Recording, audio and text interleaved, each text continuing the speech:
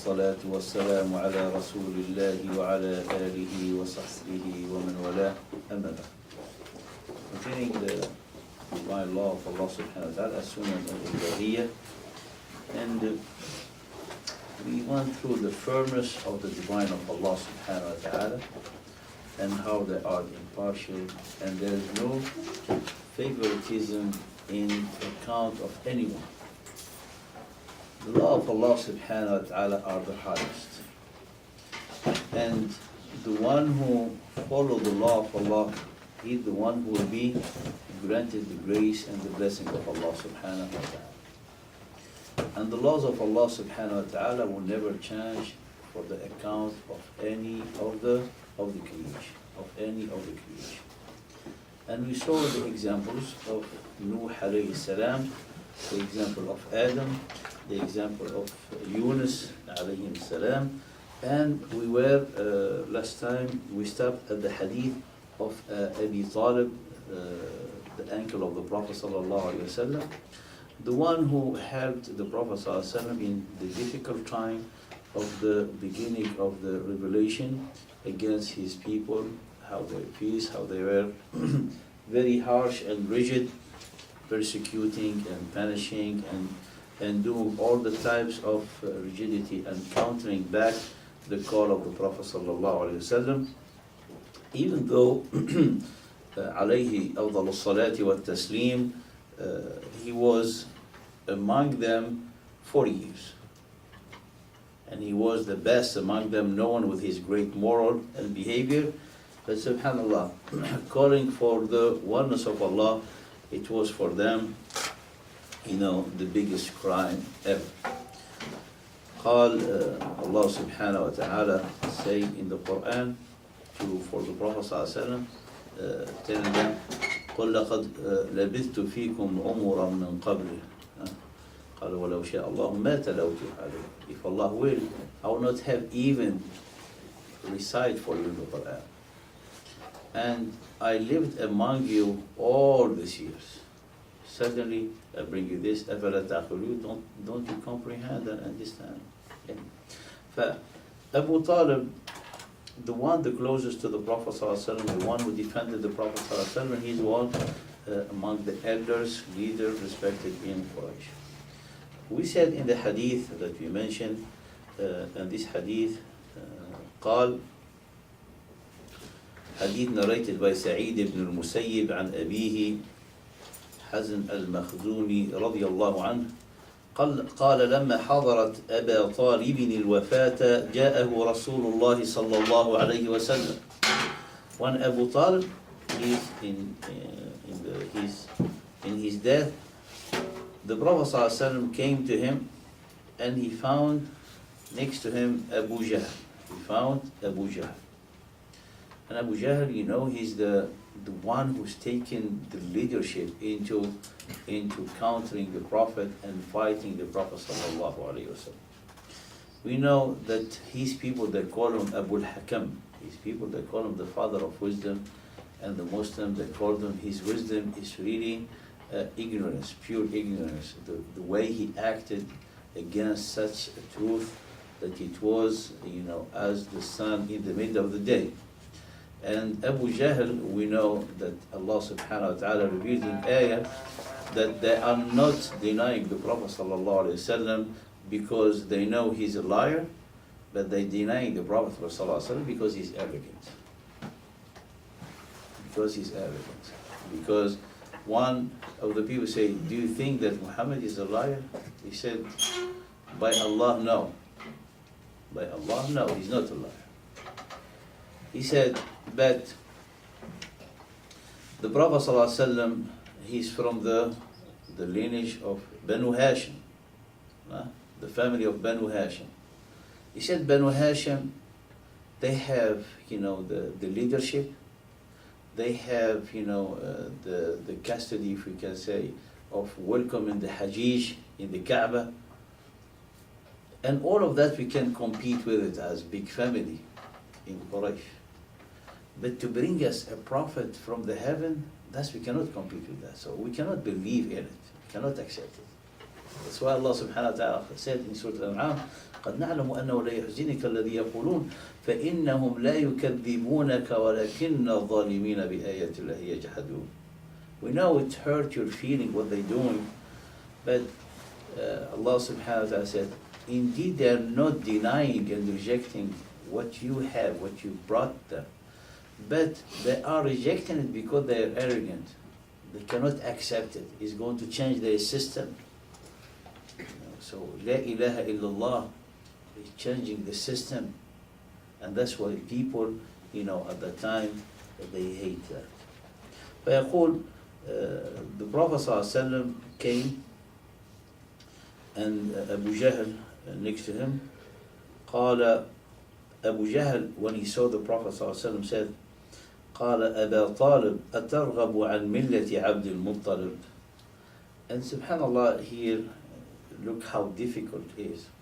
In this very difficult time, there's this conflict, there's the battle inside the self, between that, if we can say tribalism, if we can say that's kind of what we call hamiyya, that belonging, someone feel like he belongs to his custom, that he cannot break those customs. That's the biggest shame possible. So this is what Abu Jahl, he thrown as poison to Abu Talib in this difficult time. قال أترغب عن ملة عبد المطلب. How can you do that? And you're gonna follow your nephew? How can? This is not from the custom of our society to follow the let's say the children and the kids. We are the elders. These, the nephews and the children, they need to follow us. فقال أبو جهل, the Prophet ﷺ قال يا عم قل لا إله إلا الله كلمة أشهد لك بها عند الله. Ammi said لا إله إلا الله. Say, I bear witness that there is no God except Allah. So I can defend your case with Allah. And here, this is the important part. So the Prophet ﷺ, he cannot intercede to anyone, except to someone has the base for Allah to allow him to intercede. يومئذ لا تنفع الشفاعة إلا من أذن له الرحمن ورضي له قولا. No one can intercede in the day. No one. Except that Allah will allow him to intercede, and Allah subhanahu wa ta'ala will be pleased of what he's going to say. So the Prophet ﷺ, we know he has the greatest intercession in the Day of Judgment. But his intercession, sallallahu alayhi wasallam, is within what Allah defined for him. It's restricted. It's not absolute. Someone who comes without belief, who doesn't believe in Allah in his life, the Prophet cannot intercede. And this is the case of Abu Talib.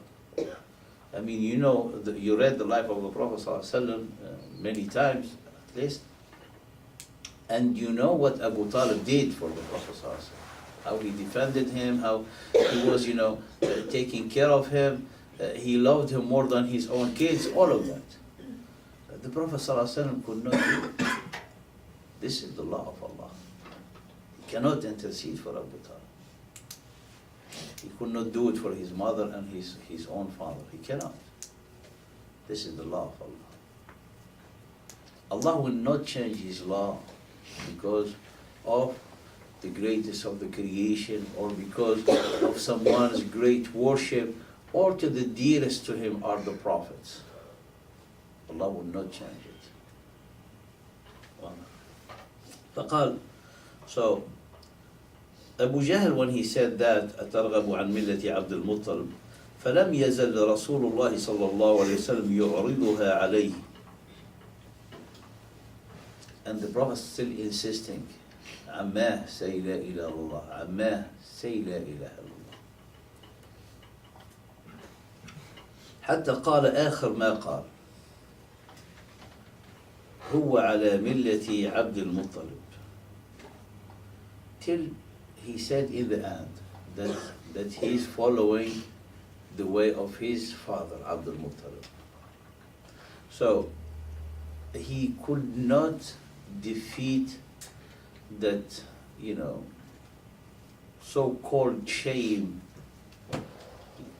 in the custom of his society. He could not defeat that in himself because of Sahib al-Su, the evil standing next to him, Abu Jahl. So it was a big shame. How can he say Abu Jahl is going to make like the biggest scandal around after he died? He say Abu Talib, he followed his nephew. That was big for Abu Talib, and that was his failure in that position. And this is actually an example for everyone, even in our daily life. Sometimes he's confronted to such a thing. I mean, there's Allah, a command of Allah, and there's the eye of the people. Are you going to fear the people customs, the people consideration, the people what they're going to think of you, or are you going to fear Allah? I mean, someone, Allah subhanahu wa ta'ala, أَتَخْشَى النَّاسِ Allah أَحَقُّ أَن تَخْشَى. Do you fear people? Allah, He's the one that He must be feared more. And this is the conflict who doesn't, subhanAllah, win this conflict inside his soul, then he will be, وَالْعِيَاذُ بِاللَّهِ, causing himself to deviation. فقال رسول الله صلى الله عليه وسلم أما لأستغفرن لك ما لم أنه عنك. I keep asking forgiveness as long as I will not be stopped to do so. فأنزل الله عز وجل. Allah revealed in Surah Al-Qasas, in Surah At-Tawbah, then in Surah Al-Qasas, ما كان للنبي والذين آمنوا أن يستغفروا للمشركين ولو كانوا أولي قربى. It wasn't for the Prophet nor for the believer to ask forgiveness for the non-believer, even though they might be their close relative.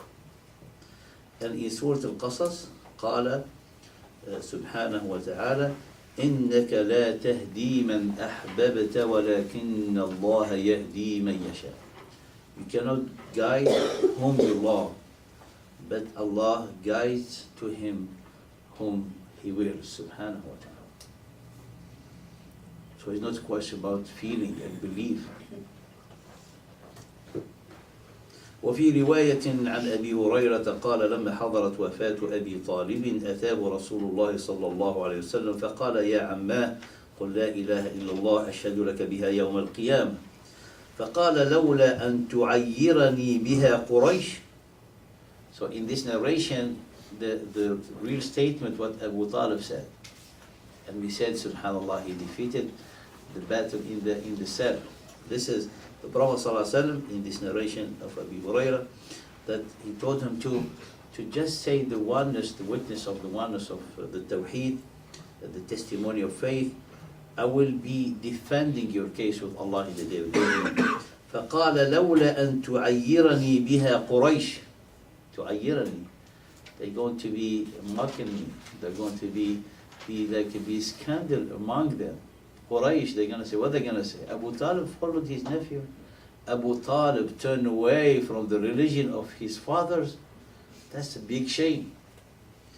يقولون ما حمله عليه إلا جزع الموت.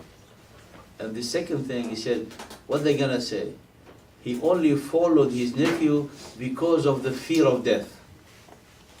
So it's like being confused at this moment. And subhanAllah, in this society, especially in the society of the Arab at the time, is like always they have this anafa. Anafa is like to always feel like so great, and someone to feel like belittle himself. That's the biggest shame ever. So I say, even at death, if I'm going to follow you, what they gonna say?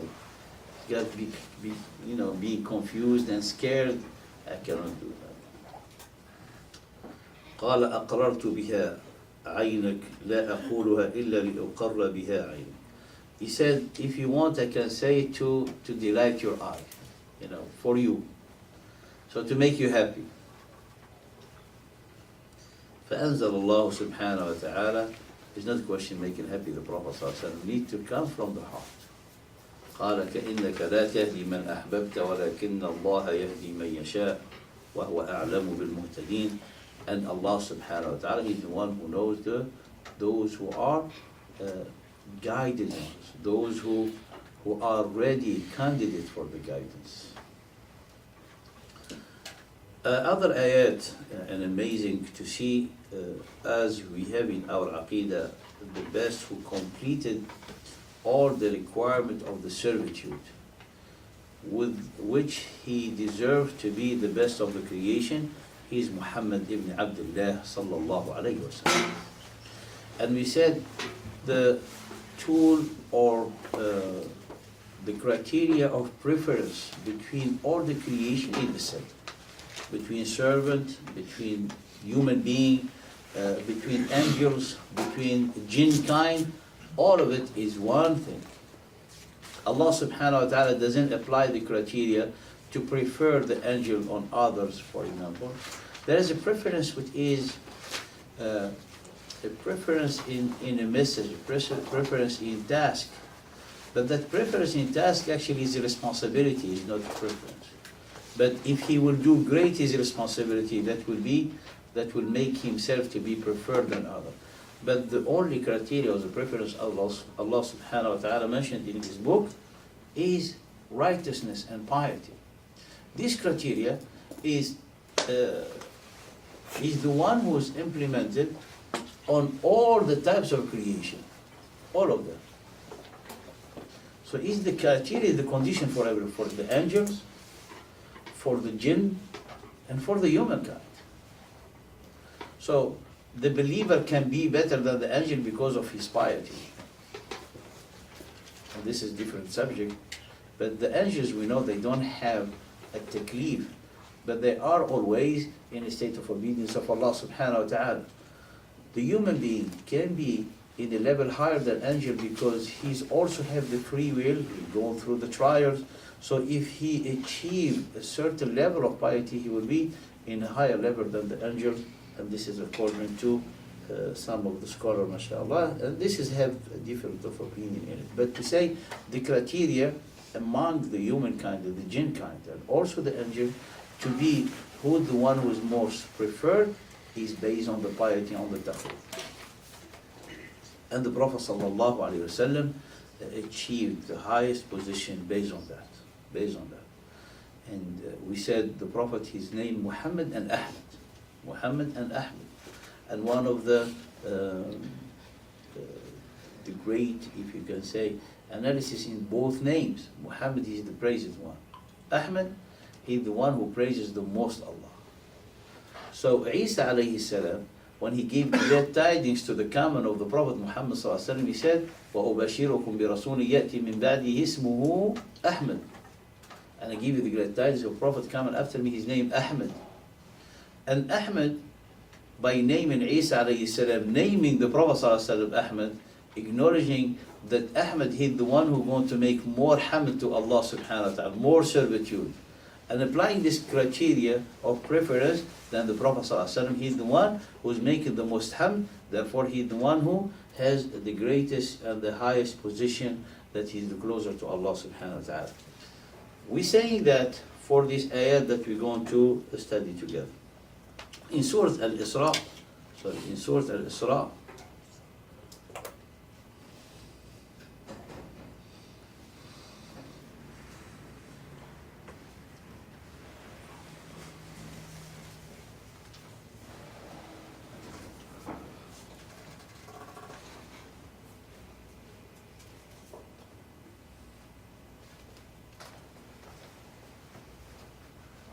here in the surah,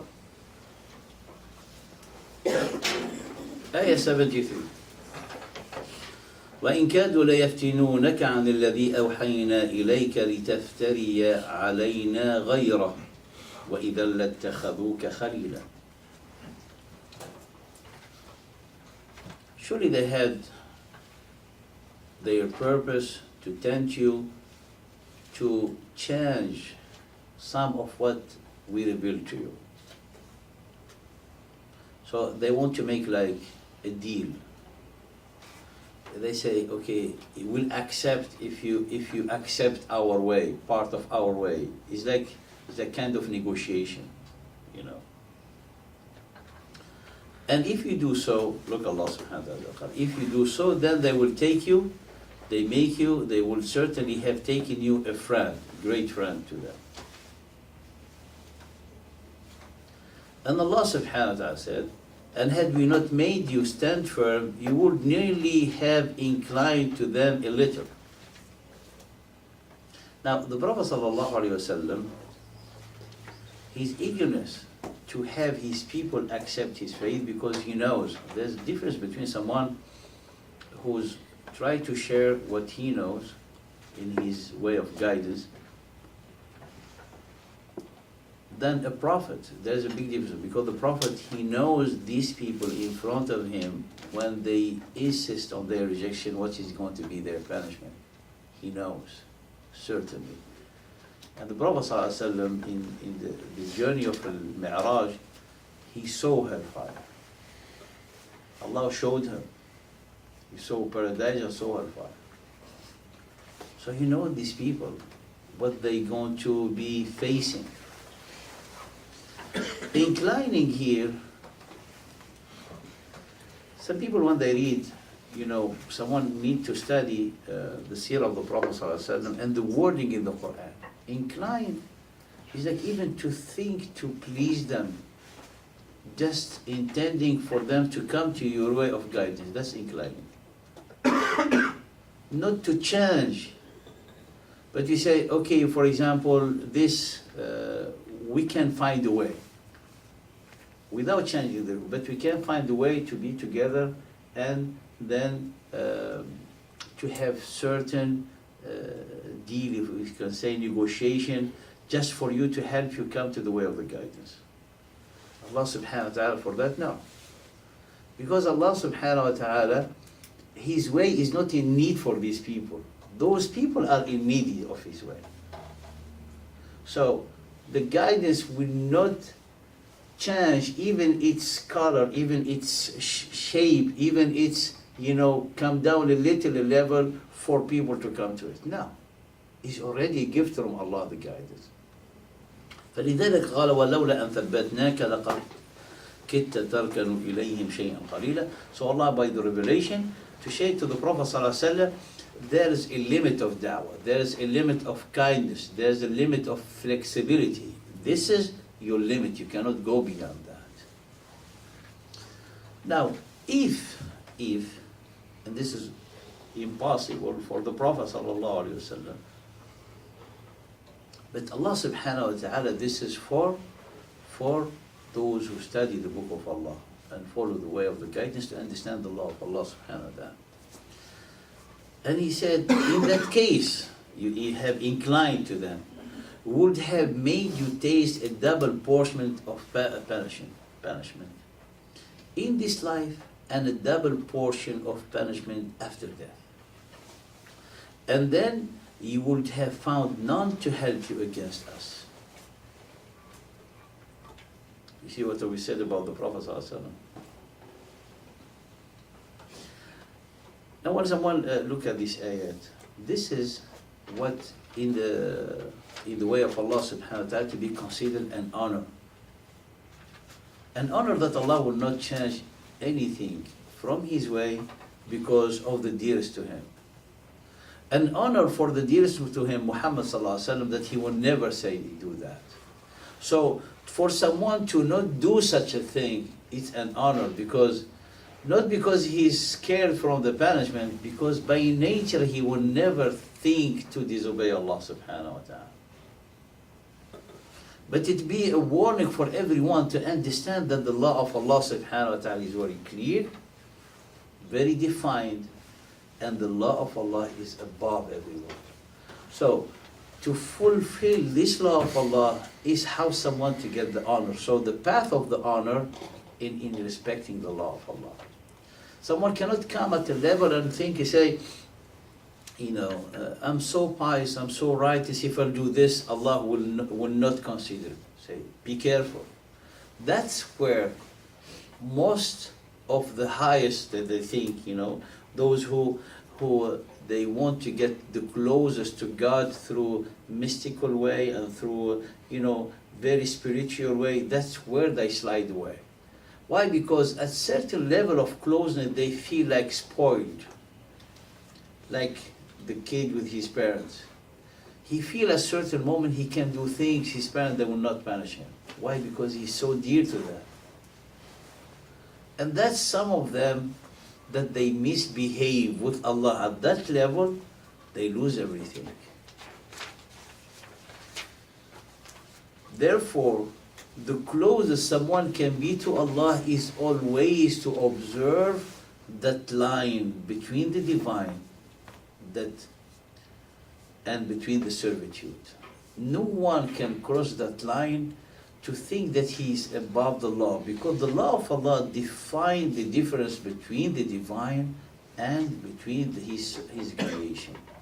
If you cross that line, someone is spoiling and corrupting the whole system of worship.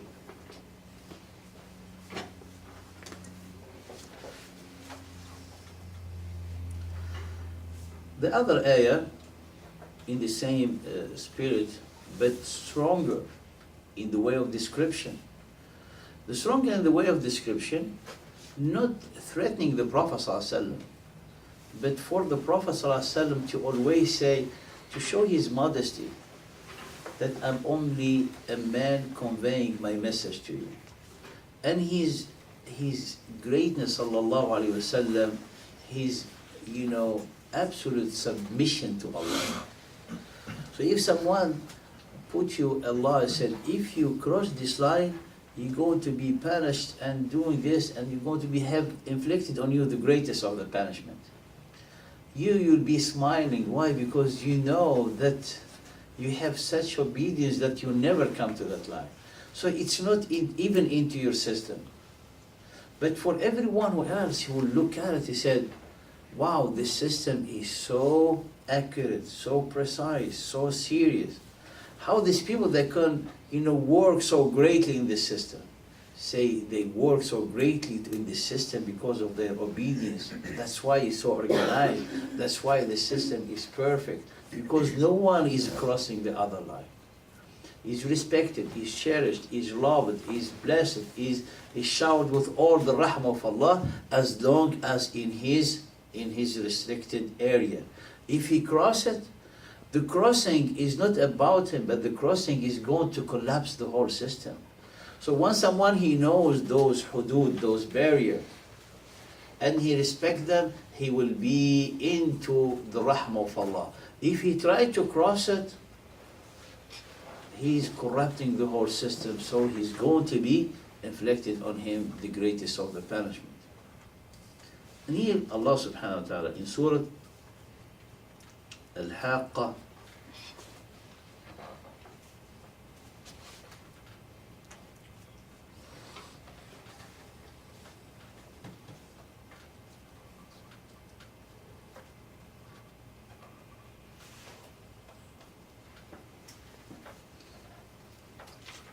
start from ayat 38.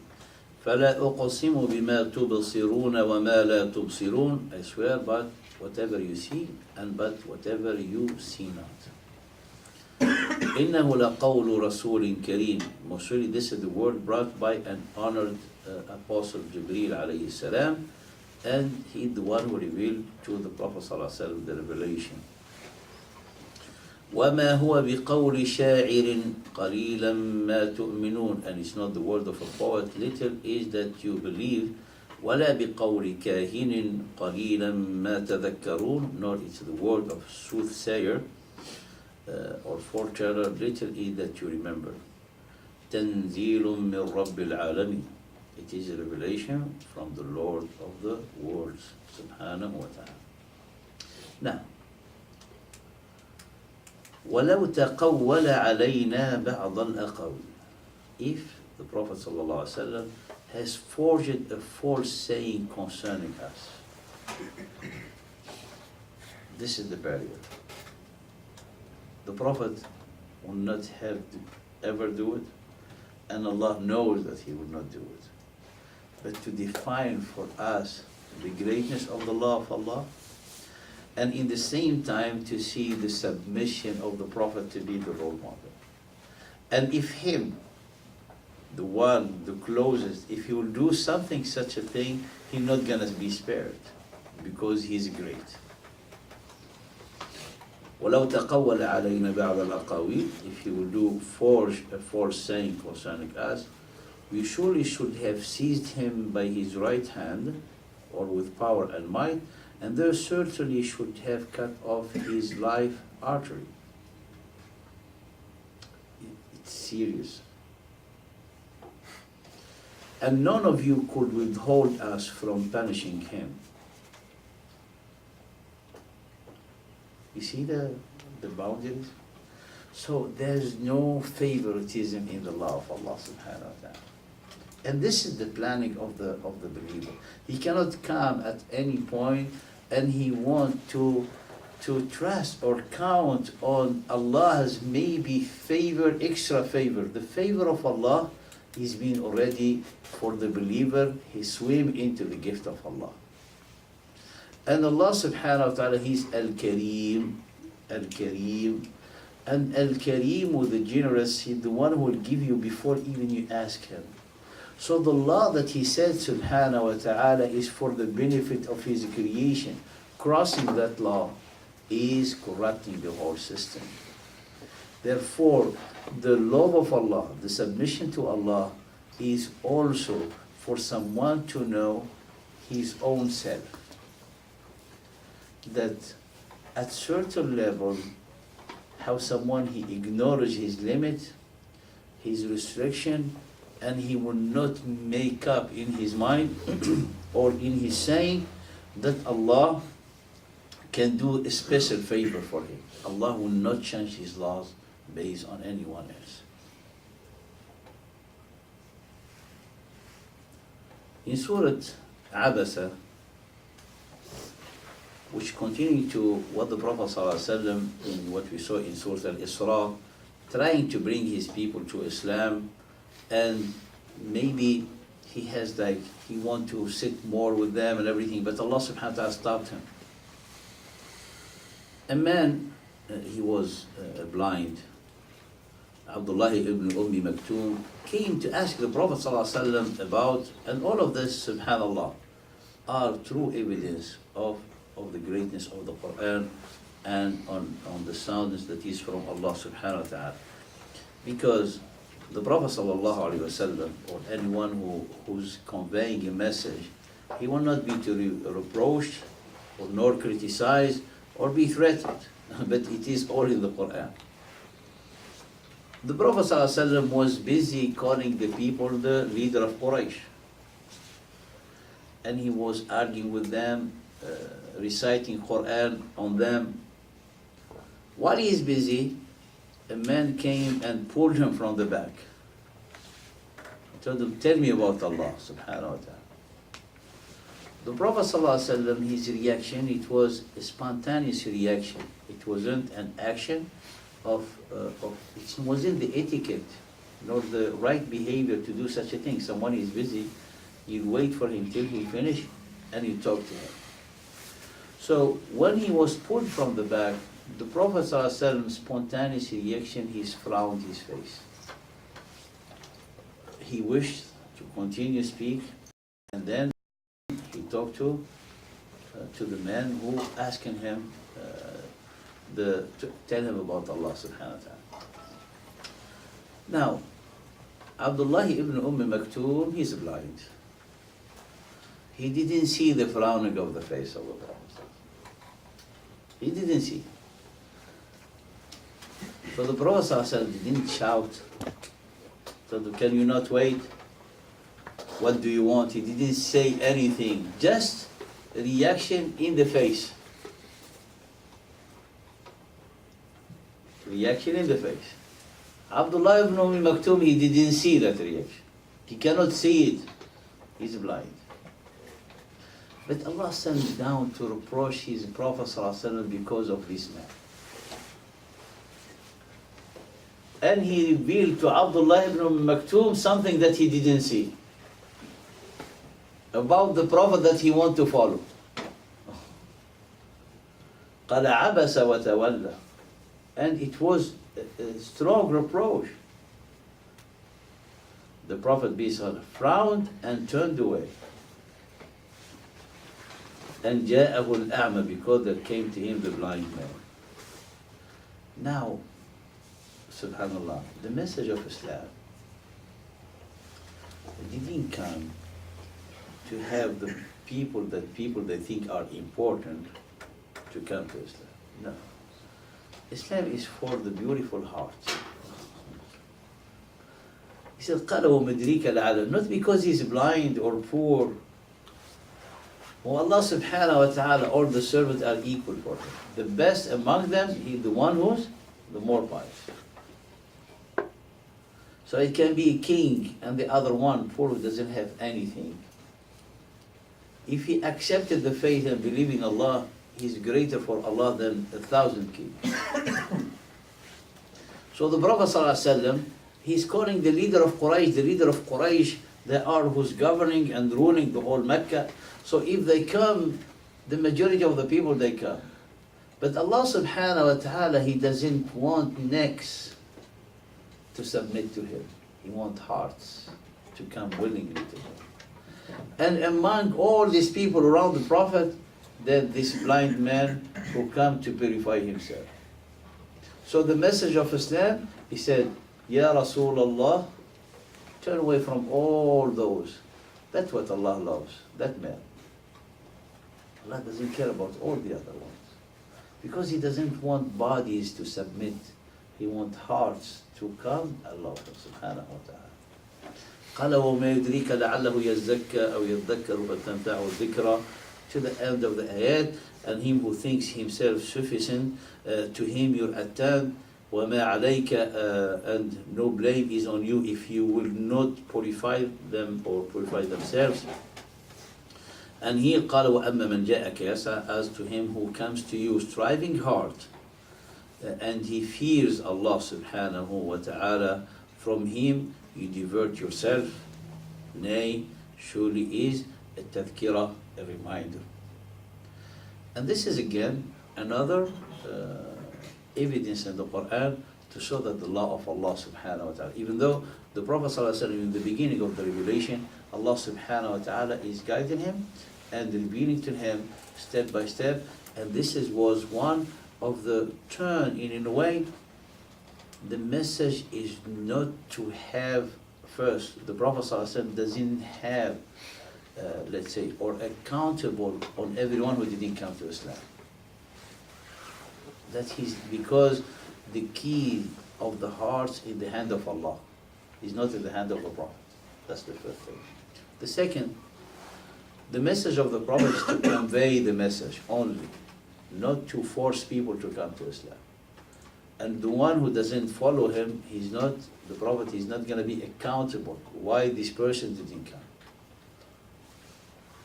And those who come willingly, those who have the priority, and those who need to be the highest, to be the most, care of. He's blind and poor, he's greater than the whole leader of Quraysh. And this is the balance in Islam. One of the conditions of the Quraysh, they said, if you want us, Ya Muhammad, to follow you, stop sitting with those who, they have bad odors and scent. Poor, they don't have clothes, so they smell bad. If you don't sit, at least when we sit with you, we can talk. But sitting with these people, and they talk about who? About Bilal ibn Rabah, wa Ammar ibn Yasir, wa Suhaib al-Rumi, those great people that for us are great. But they were poor among the society at that time. No one looked at them. So Allah subhanahu wa ta'ala revealed to the Prophet sallallahu alayhi wa sallam in Surah Al-Kahf to set after what happened with Abdullah ibn Maktoum, to set a law for everyone and for all the believers. And he said, subhanahu wa ta'ala, واصبر نفسك مع الذين يدعون ربهم بالغداة والعشي يريدون وجهه. Those are the greatest. Be patient and withhold yourself with those who call on their Lord morning and evening, desiring His goodwill. So the quality of the person in his relation with Allah, not in his social status.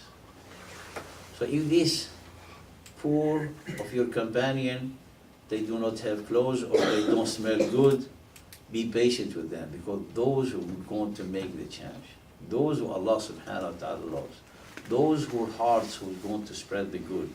The other, their image is nice, they are good looking, but they are people of spreading the mischief and corrupting everything around them.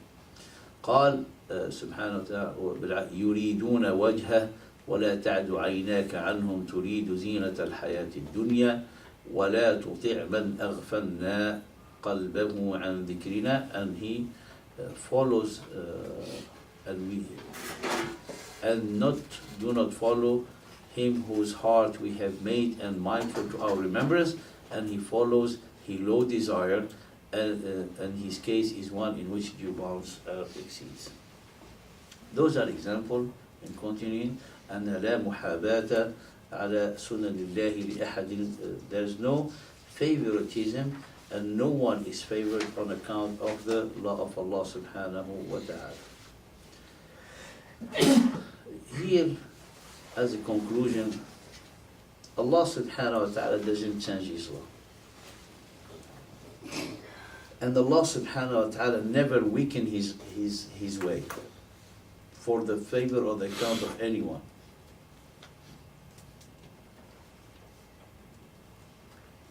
And no one, he will be honored in the way of Allah only through the laws of Allah subhanahu wa ta'ala.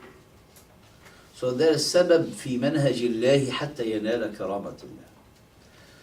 The way of Allah to be honored is through obedience, submission, piety. No one can be honored if he comes from different path. No one. As we said, and we saw all the examples.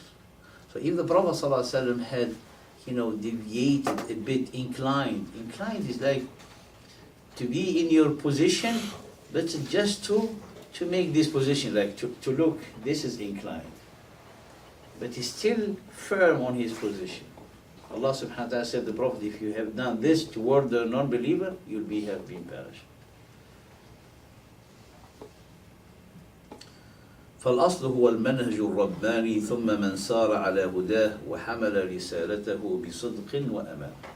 So, the conclusion that the way of Allah subhanahu wa ta'ala is the first and above everything, and everyone who goes through the guidance of the way that Allah subhanahu wa ta'ala already said, and he carried the message with truthfulness and trustworthy, that the one Allah subhanahu wa ta'ala He'll accept.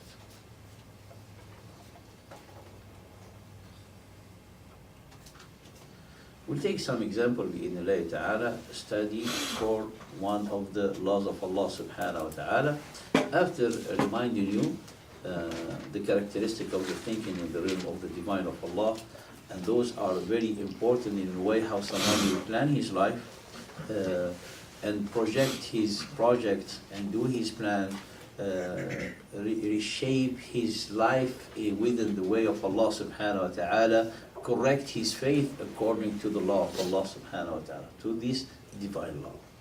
One of the most important law, and we saw all these characteristics of the divine laws of Allah subhanahu wa ta'ala. The most important to get out of this is the full submission to the law of Allah for the believer, and this full submission can be help for someone to be firm on that and respecting it is through as-sabru, patience. As we mentioned in the beginning, we said here the faith and the patience, all of that. if we take the example of the al-asbab wal-musabbibat, al-asbab wal-musabbibat, the laws of the causes and effects, and this is something that deal with the divine will and predestination, something of deal of understanding what the mean to trust in Allah, what is the meaning to count in Allah subhanahu wa ta'ala.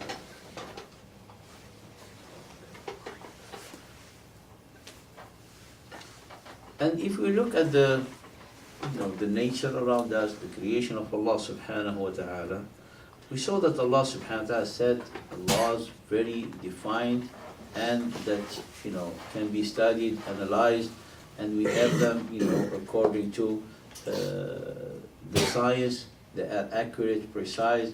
Someone knows, for example, when you're talking about planting, agriculture, you know that there's sabab wa musabbab. There's sabab. You cannot have plants or you cannot have fruit unless you put the seed, and then the seed, you plow the earth, you put the seed, and then you water it. And all this process is everything, it has the cause, so the effect that you'll have, it has its cause. That's the law of Allah subhanahu wa ta'ala. So this is قانون أو ناموس الأسباب والمسببات. فحينما يأخذ الإنسان بأسباب الحرث والزرع فقد أخذ بأسباب الناموس الكوني. This is the law of Allah, the universal law. So if someone, he wants to plant something, he will not throw the seed in the air, make dua, and then here there's the flower he intended to have. No, he going to have through the process, and that process of the taking all the fulfill all the condition of the planting, that is the universal law of Allah subhanahu wa ta'ala. Now, and we'll maybe I'll give you this ayah just to reflect, because this is one part of our analysis. Is for example in Surah Yasin, Allah subhanahu wa ta'ala tell us about this universal law, but taking the process and follow the process is the one who give you the product or something else. And that's one how to combine it with the faith. Allah subhanahu wa ta'ala says here,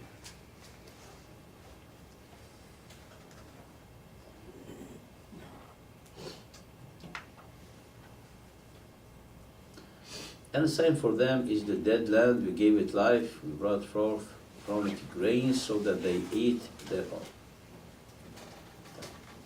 So this is a universal law. Now, Where are you? huh? Where are you? Surah Yasin 33, Surah 36. Screenshots. See how good stuff. I get from the system. You guys are a little bit sleepy. طيب وآية لهم الأرض الميتة أحييناها وأخرجنا منها حبا فمنه يأكلون. So Allah subhanahu wa ta'ala who brought forth grains for people to eat from. وجعلنا فيها جنات من نخيل وأعناب وفجرنا فيها من العيون. And we have made therein gardens of palms and grapevines, and we make springs to flow forth in it. ليأكلوا من ثمره, so that they may eat of the fruit thereof. And Allah subhanahu wa ta'ala من ثمره, and their hands made it not. You see? And their hands did not make it. So the fruit and the plants and the seeds is not the product of the hand of the man. So the process that he went through is the law of Allah subhanahu wa ta'ala. But not when you make that process, you're going certainly to have the plant or to have the fruit. وَمَا عَمِلَتْهُ أَيْدِيهِمْ. It's not them who made it. When you put the seed in the ground and you wait for the fruit to come out, nobody made that seed to turn into, for example, tomatoes. Nobody. Or an apple, to be a tree of apple. It grows by itself. But To take that process is that the causes, the chain of causes. But to have the fruit is not the chain of causes who gave you the fruit. But this is just to point the ayah number 35. لِيَأْكُلُوا مِنْ ثَمَرِهِ, so that they can eat their own. وَمَا عَمِلَتْهُ أَيْدِيهِمْ, it's their hand made it not. They didn't produce it, they didn't make it, they didn't invent it. Allah subhanahu wa ta'ala will draw your attention in another ayah. Look, in Surah Al-Ra'd, what did he say subhanahu wa ta'ala? In the beginning of Surah Al-Ra'd. قال وفي الأرض قطع متجاورات وجنات من أعناب وزرع ونخيل صنوان وغير صنوان.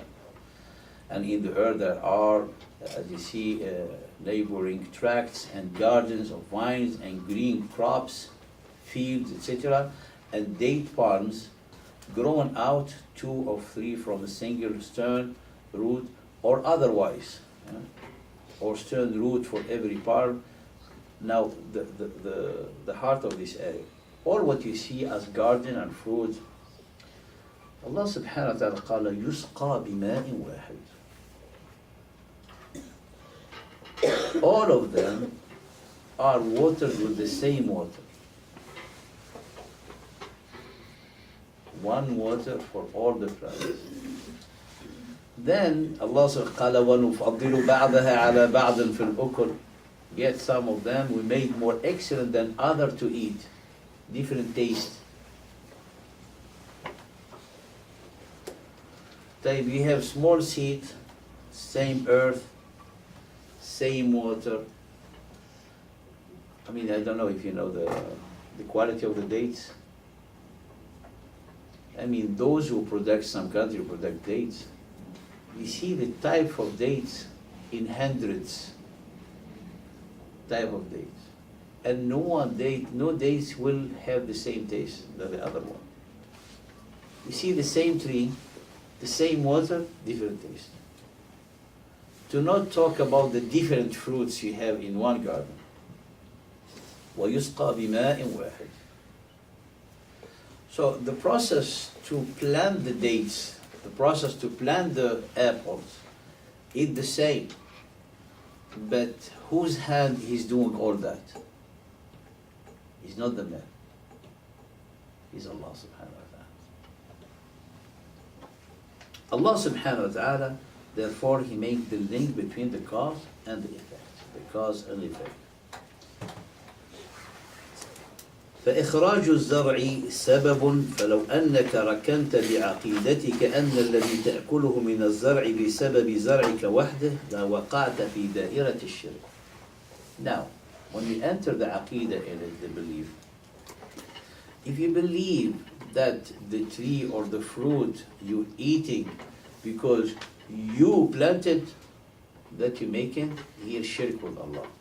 You're making defect in your aqidah. You're associating partner with Allah subhanahu wa ta'ala. Look, Allah subhanahu wa ta'ala said in Surah Al-Waqi'ah to remind us to understand this point. In Surah Al-Waqi'ah,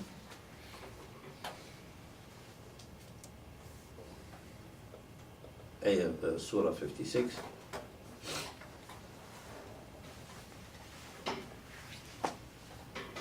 He's saying, أَفَرَأَيْتُم مَا تَحْرُثُونَ. Have you considered what you sow, the seed that you sow in the ground? أَأَنْتُمْ تَزْرَعُونَهُ أَمْ نَحْنُ الزَّارِعُونَ. It's you that make it grow, or are we the grower? Huh? But if you don't put the seed, it's not going to grow. You see the difference? You have to put the seed, but you're not going to make it grow. But if you don't put it, it's not going to even exist. Well, we're going to link these two things. Because you say, Ya Allah, if you are growing it, so why should we plow the earth and do all this work? Let us sleep and, just in the summer get, for the big crops or every season. You put the seed, you plow and you do all the process required, but it's not you who grown it. Right. Now, for those who believe that they are doing it, look Allah subhanahu wa ta'ala. قال لو نشاء لجعلناه حطاما فظلتم تفكهون. If we please, we should have certainly made it broken down into pieces. Then you will you begin to name it or to, you will not have, you will be regretful for left in wonderment. طيب, look, we قال لو نشاء لجعلناه. The other ayah talking about the water. Tell me the water that you drink. أنتم أنزلتموه من المزن أم نحن المنزلون. It's you that send it down from the clouds, or are we the senders?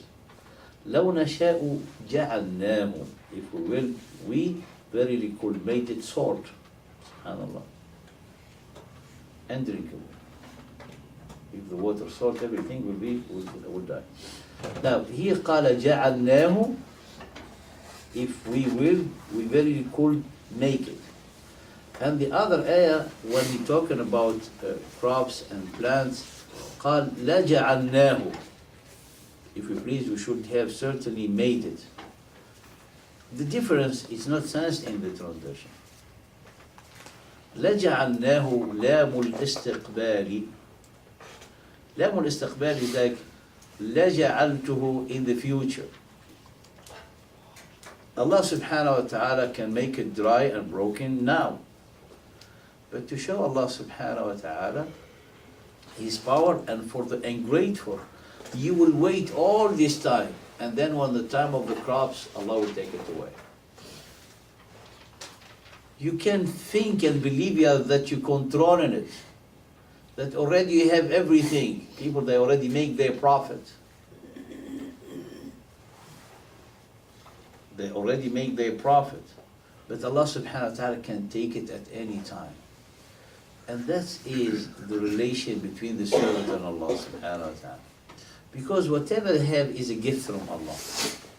If you think that you're the one who made it, that is where someone is, he's changing and getting away from the path of Allah and deviating himself, or leading himself astray.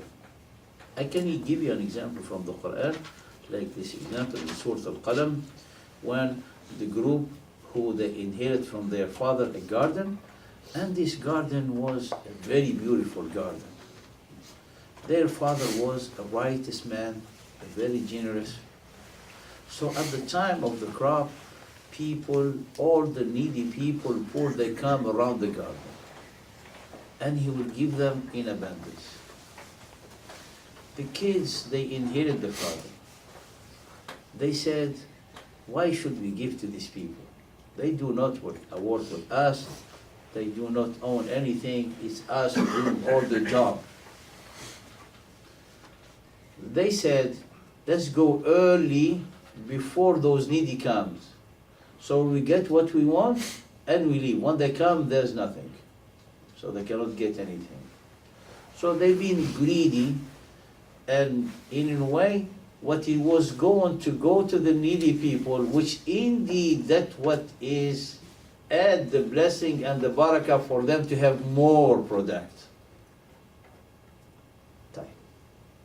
They said no. They think in a greed way, and they think in a very,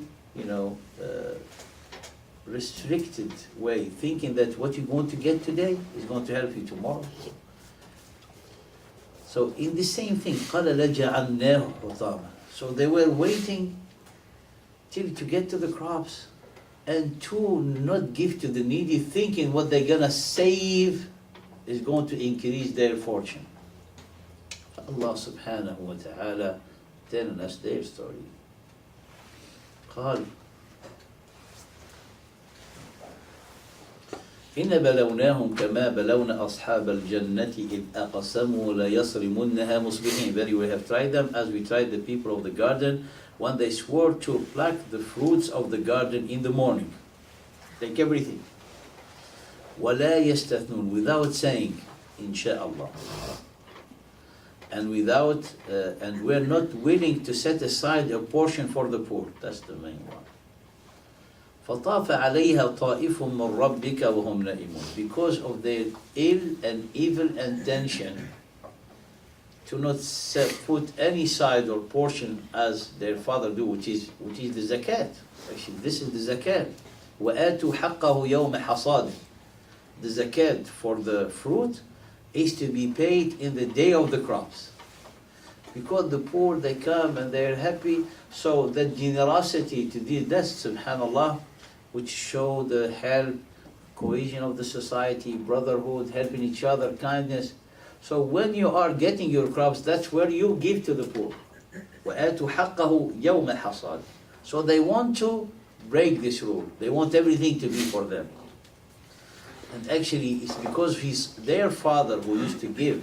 So that's why the poor, they will come to their garden, not because they want to come to beg without the reason. They know that the person who had this garden is a generous person. But because of their ill intention, Allah subhanahu wa ta'ala sent from him an order that devastated and took everything. Encompassed it a visitation from your Lord while they were sleeping. Everything is gone. And look, subhanallah, they are sleeping, dreaming, and they're making more money. Their father, he used not to give them enough. Now they have everything. فَأَصْبَحَتْ كَالصَّرِيمِ. It became as black, barren land. Subhanallah. فَتَنَادَوْا مُصْبِحِينَ. I mean, the garden is gone already. And then, in the morning, they called out to each other in the morning, أَنِ اغْدُوا عَلَى حَرْثِكُمْ إِن كُنْتُمْ صَارِمِينَ فَانْطَلَقُوا وَهُمْ يَتَخَافَتُونَ أَلَّا يَدْخُلَنَّهَا الْيَوْمَ عَلَيْكُمْ مِسْكِينٌ. So they're insisting in their ill and evil intention. So, saying, go early to your garden if you would cut the produce. So they went while they're consulting together secretly, saying, no poor man should enter it today upon you. This is their great achievement. But while, subhanAllah, they're discussing and planning and enjoying the future extra profit, the garden is already gone. وَغَدَوْا عَلَى حَرْدٍ قَادِرِينَ. And in the morning they went having the power to prevent. And they went in the morning with a strong intention, thinking that they have power to prevent the poor taking anything of the fruits. فَلَمَّا رَأَوْهَا. When they saw this black, barren land, what this? They said, did we make a mistake? This is not our garden. The GPS make it get us to the wrong place. قالوا إِنَّ لَضَالُّونَ. Most surely we have gone astray. Gone astray in the path. We made a mistake. We got the wrong turn. This is not possible. Then they looked around. This is their garden. قال بل نحن محرومون. Nay, we are made to suffer privation. He said, indeed we are deprived of the fruit. Allah subhanahu wa ta'ala punished them. And then they came back to يَتَلَاوَمُونَ, turned against another in blaming each other. Ya waylana, woe to us. This is after what you did, what you have done. So come back to the ayat. Al-asbab wal-musabbibat. They plowed the earth, they put the seed, everything, they did it. But the end product is in the hand of Allah.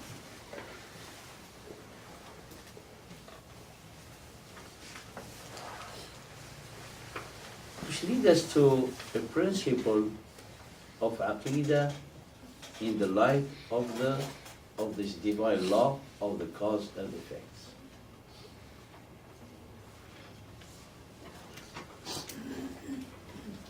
The belief, the foundation or the root of our belief وَخَلَقَ كُلَّ شَيْءٍ فَقَدَّرَهُ تَقْدِيرًا. Allah created everything in due portion. Whatever you plant, what Allah is going to give you is being already ordained.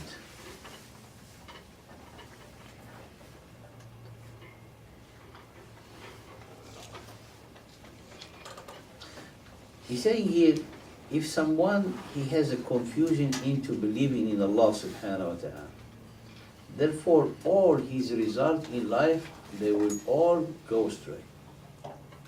And here his certainty would be corrupted. And then it decreases his pleasure toward Allah, it decreases his contentment. Then he turns into doubt and sakhat and complaining and being ungrateful if he doesn't understand this. The believers, he should understand that the limit of our requirement into this process is to fulfill the causes, to take in consideration all the causes, to fulfill all the conditions. If you want fruit, you do all what you can get, or you do all what you can do to have this fruit. You have to plow the earth. You have to put the seed. You have to protect. You have to, protect the land from any disease or from any weeds, all that. You have to do that. That's your limit. Well, that's the first thing. This is what we call al-akhdhu bil-asbab. Al-akhdhu bil-asbab. So to take in consideration all the conditions possible to lead you to the goal or to the objective that you want to do. You put all your effort.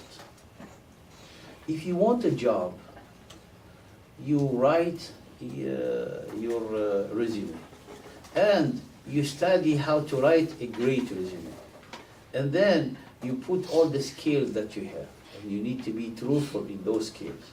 And then you send your resume. And you go to interviews. And you do all what you can. Then you submit to Allah. Well, you do all what you can. This is what you call al-akhdhu bil-asbab. Now, وفق طريقها السليم وتبقى النتائج رهينة القدر الإلهي. Now the result is into the destiny of Allah.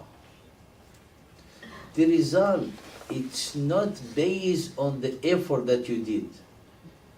But the effort that you did is a condition for the qadr to act in your favor.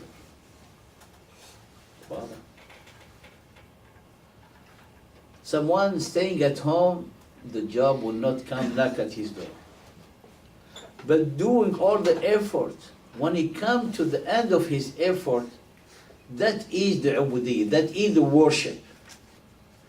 But the result that is going to happen, it's not because you did this effort, because Allah is going to send it to you. That is in the destiny.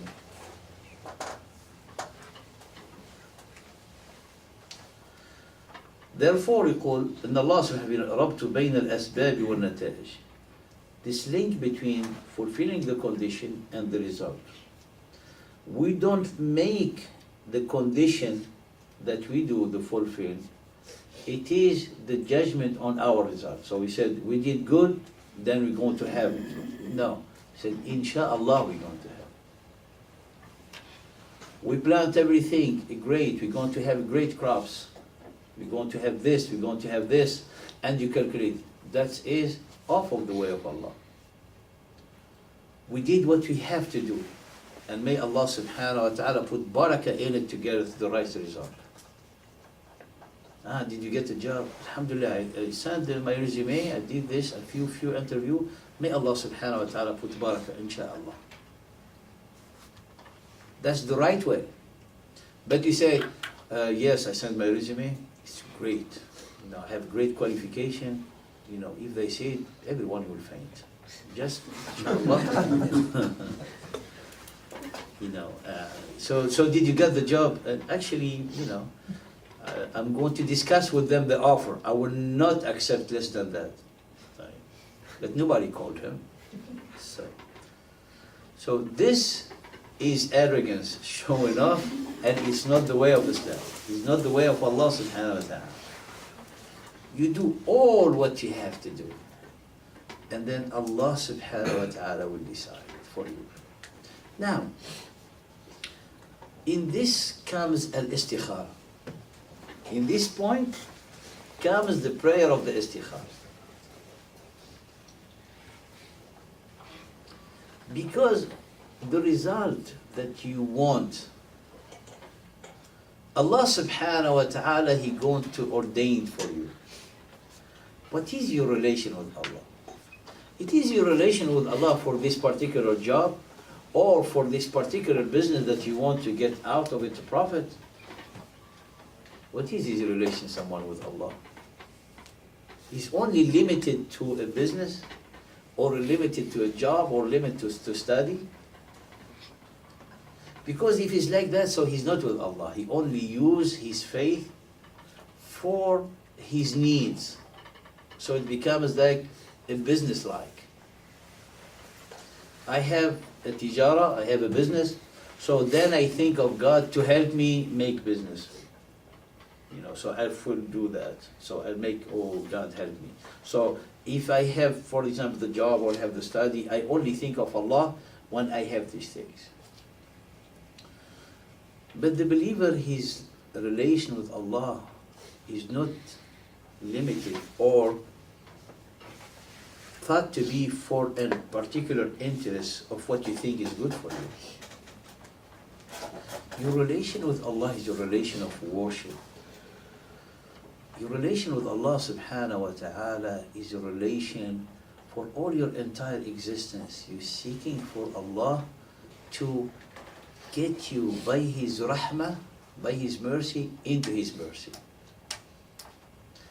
So when you apply for a job, example, and you do all what you can, this job that you're going to get, you think of the income you're going to get to the job, or greater than the income, if this job is going to help you to be the right candidate for the rahmah of Allah. That's how the believer will feel. So when you make the prayer of the istikhara here, you're asking Allah to choose for you.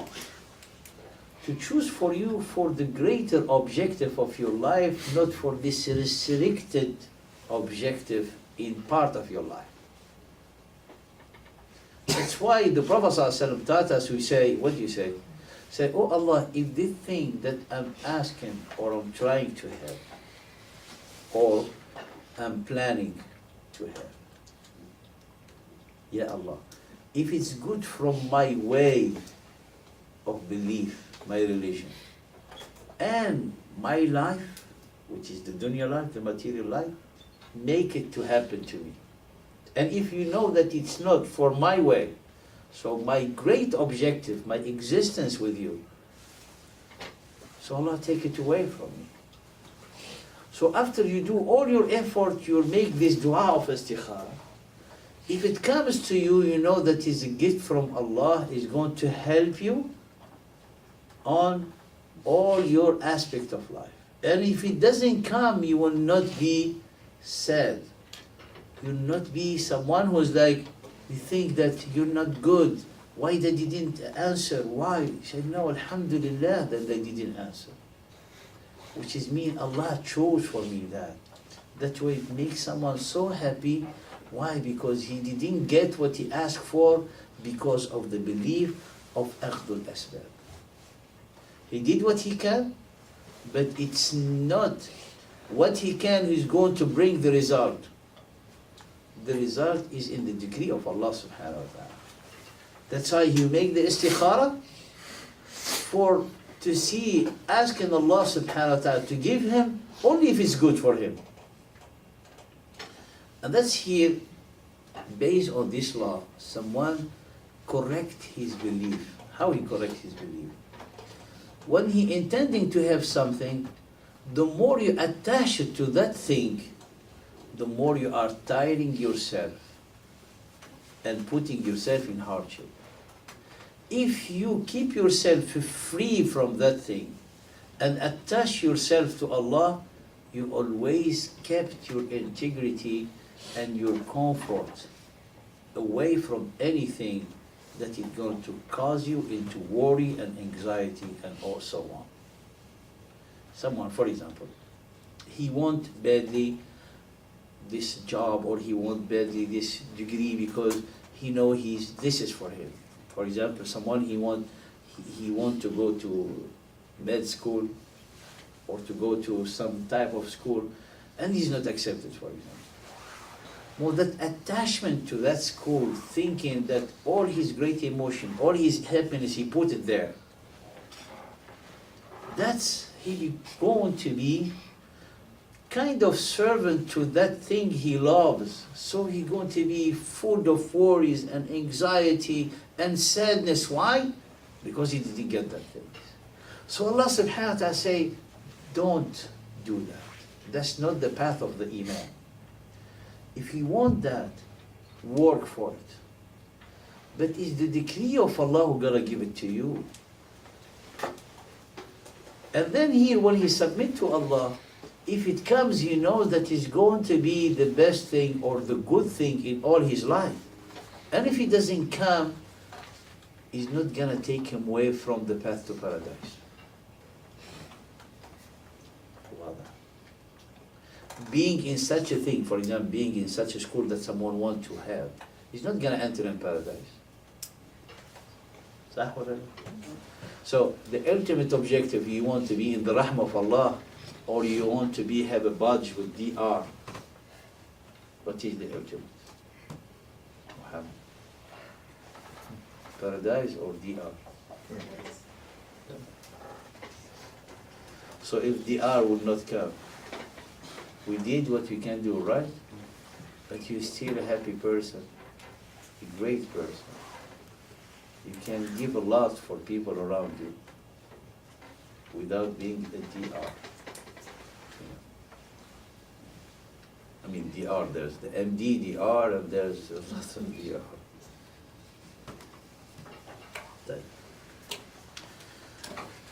فلا نجعل السبب حكما على النتيجة.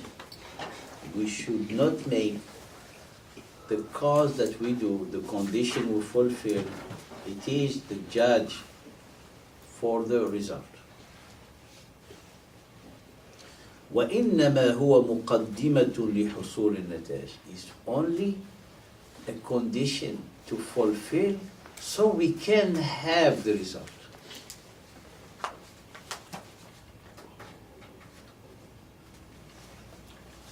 Then if we want that result, we need to fulfill the condition. But fulfilling the condition doesn't guarantee to you the result. To want a result, you have to fulfill the condition. You have to تأخذ بالأسباب. You have to do all the cause that leads to that result. You have to fulfill them all. But by fulfilling them all, you don't guarantee that you're going to. This is the belief. Someone should not believe that he guaranteed the result. No.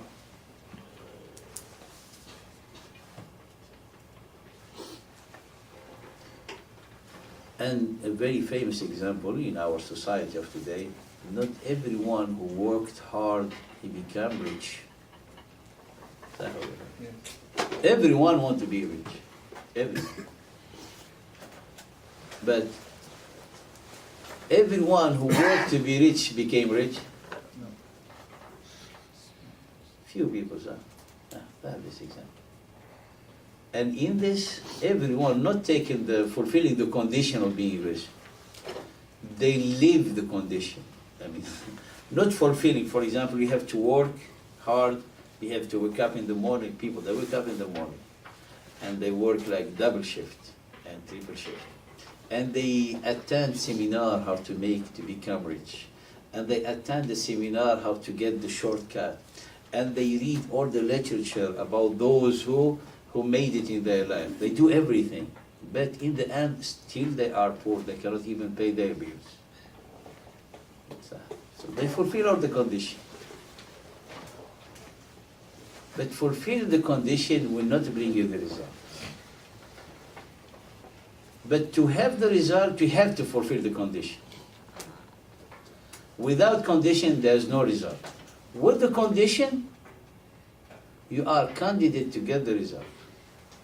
But the result is from Allah subhanahu wa ta'ala. Because Allah subhanahu wa ta'ala, He will provide you from way that you will not expect. So Allah made the rizq, the sustenance, is related to righteousness, not related to fulfilling the causes or to fulfill the condition for the rizq. وَمَن يَتَّقِ اللَّهَ يَجْعَلْ لَهُ مَخْرَجًا وَيَرْزُقْهُ مِنْ حَيْثُ لَا يَحْتَسِبُ. Whoever fear Allah, Allah made for him a way out, and He grant him rizq from sustenance from way he will not expect. You don't know. You are heading this way, subhanAllah, the sustenance come to you from other way. And the rizq is not limited to the income, to the amount of money. No. Because there is rizq that is known rizq in quantity, positive, that you see it, tangible rizq, sustenance. And there is rizq spiritual, and there is rizq unseen rizq. And there is rizq that we call salbi, if we might call it negative rizq. The negative rizq is a plus rizq. But someone, for example, he has a transaction, he made a profit of $10,000. He fell sick, he wanted emergency, he spent $5,000. Then for some other, expenses on the side, another $2,000. Left with $3,000. So his rizq in the beginning was 3,000. So if Allah subhanahu wa ta'ala, with dua, for example, Allah subhanahu wa ta'ala will save him from that sickness. He will have the 10,000 that he made. So that 7,000, it is a rizq related to condition that you have. You didn't work for it. An accident, someone can happen to him, take away all his, subhanAllah, all his rizq. So not have an accident is a rizq. Not have to be sick is a rizq. So some people, they say, for example, they have amount of money, say, Allah, subhanAllah, is enough and is not enough. Say, so look, these people, subhanAllah, they're making a lot of money, for example. But he making a lot of money, he may be in the same level, of life than the other person. Why? Because this person, subhanAllah, he's addicted to think that he's spending his money in nothing. He's not using them, subhanAllah. He's addicting to things. Someone, or the other one, is addicted to drugs. The other one is addicted to shopping. Barely he even see what he shopped. There's this disease, serious disease. People that they hoarders, most of them, they enter still the bags, not even open. Everything in sealed with the receipts. So this is a disease. So they have money, but their rizq, they're not using it. They're erasing their rizq in things that that is a waste. So this is the rizq, so it's not what someone get in his paycheck. No. The rizq is the barakah, is the blessing. That's the rizq. Because you might have $100 will be enough for a whole family to eat great for good days. And all the children are happy and playing and laughing, and the The parents, mashallah, they're so happy, tea and everything, and cakes, like in paradise. And for the one who has $1 billion, he cannot even like breathe from the fear that he might, in the next transaction, lose them all. طيب, who has better condition of life?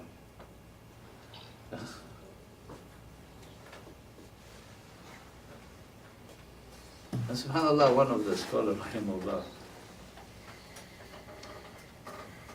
he said the most tasty food is the food of the poor. Did you know that? Wallahi, the most tasty food. They put like, some beans with some things, and they mix it with some oil, and they get, wallahi, you get the bite, say, subhanallah, what this? From what restaurant? What restaurant? We just cook it here. Alhamdulillah. That's the bounty of Allah subhanahu wa ta'ala. وَمَن يَتَّقِ اللَّهَ يَجْعَلْ لَهُ مَخْرَجًا وَيَرْزُقْهُ مِنْ حَيْثُ لَا يَحْتَسِبُ. And I will stop here to give you a break that you didn't remind me of.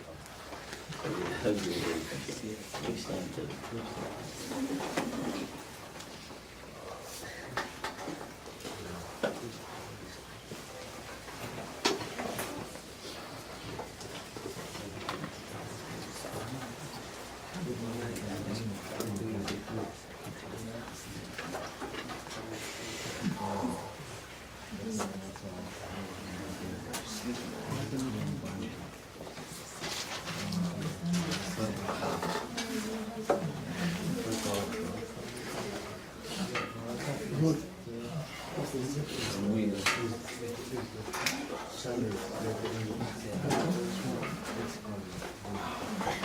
You guys got the same face,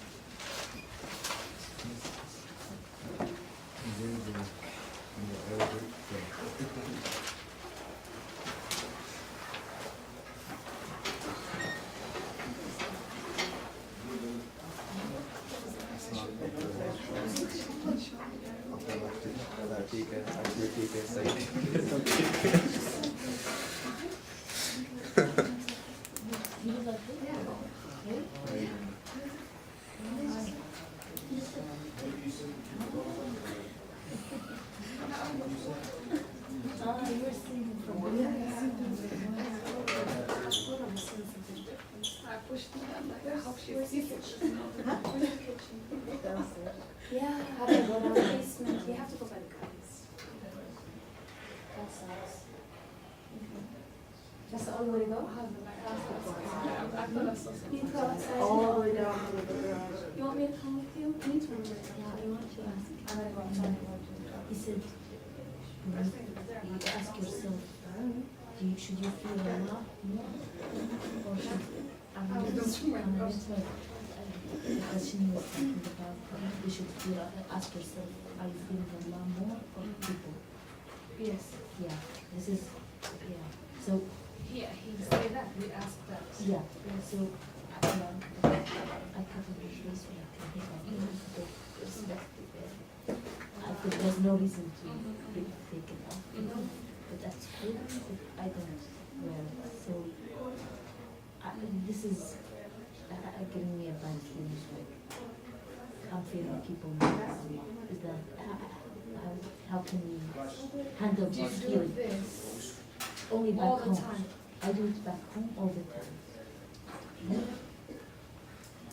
I think this is better, but I'm taking it off in school because it's not Oh. accepted here. Yeah, it's like, Yeah. is that, yeah. You need to see him actually, yes. Because This is giving me a bad feeling. that was my friend started to me, she said, and I said, I do it with people. I want to do it on this planet. Yeah, I do it to Allah. I do it for Allah. But if I did it for me, it was like, you know what I mean? Following. And people start falling for my hat. No, I strongly believe. Okay, so I'm doing it from my heart, and I believe it's the right thing to do. But yeah, maybe I could get it. So I would do it by default everywhere.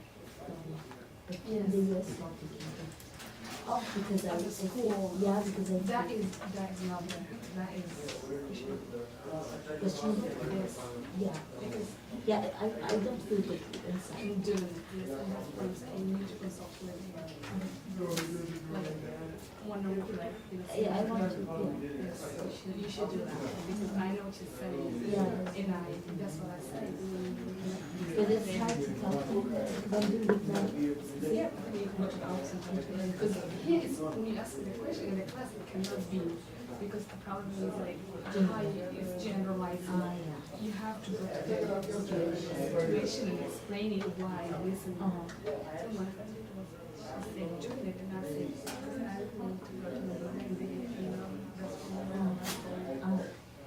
So I said, when I go to the United States, so I go and I can do this. I said, yeah, I'm not going to do it. I don't want to do it.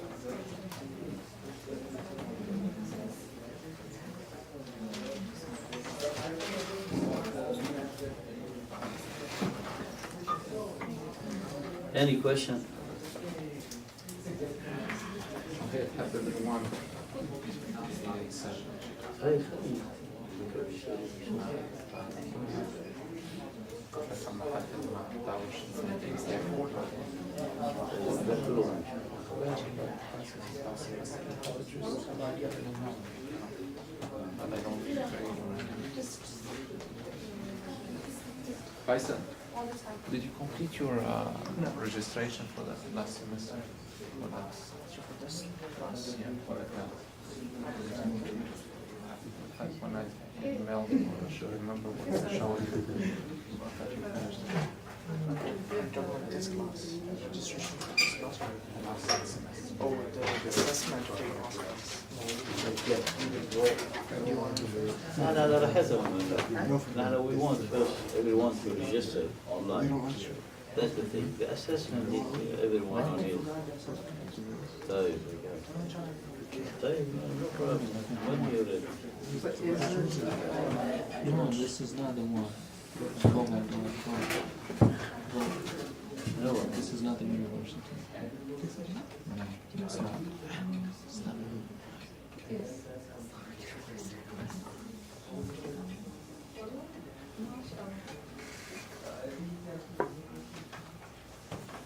إدريس يا إدريس I call everybody خلي بعد يعملها نوف. I gave you the hereafter and make the balance with the dunya. It doesn't mean like if you seek the pleasure of Allah by working for the hereafter, so you don't do anything here, you become so poor. No. You can use all what Allah gave you from the gift to live in a luxurious life and to be pious.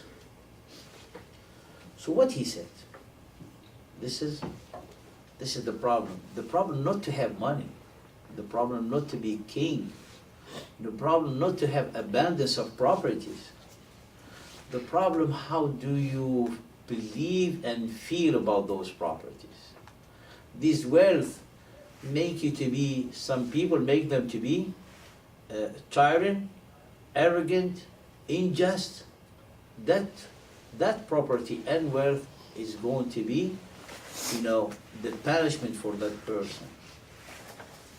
But if someone has a lot of wealth, and he is pious and righteous, and he using part of wealth to help people, and he obeying Allah in that wealth, not using it into the haram, this is the best of the people. The Prophet ﷺ قال نعم المال الصالح عند الرجل الصالح. Great is the righteous wealth, the halal wealth in the hand of a righteous person. Now, the problem here, so having this wealth, it will not come to a person and sitting down. He has to work hard. So working hard to get the wealth, it is a worship in Islam. But to believe that what you're going to get is a bounty from Allah, not the product of your own skills. This is for Qarun, what? What drawing Qarun? What he said about it, why are you telling me that I have to do this and think about the hereafter? قال إنما أوتيته على علم عندي. He said, I have been given this only on account of the knowledge I have. That's when he wrote himself. So this statement make him to be a disbeliever, because he really trusts and believe in it. He's full and grateful at this point. So Allah subhanahu wa ta'ala answering him for us, أَوَلَمْ يَعْلَمْ أَنَّ اللَّهَ قَدْ أَهْلَكَ مِنْ قَبْلِهِ مِنَ الْقُرُونِ مَنْ هُوَ أَشَدُّ مِنْهُ قُوَّةً وَأَكْثَرُ جَمْعًا.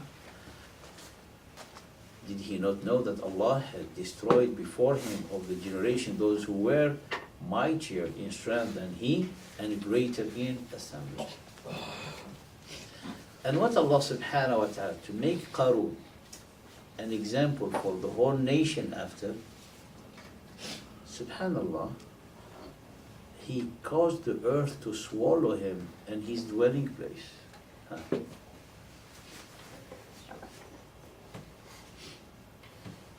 So what happened in Florida in 2013? It happened with Qarun. It was a big test for everyone to reflect. For Qarun, it wasn't one room that didn't get into the sinkhole. It's a whole palace. Everything that has Qarun went into the sinkhole.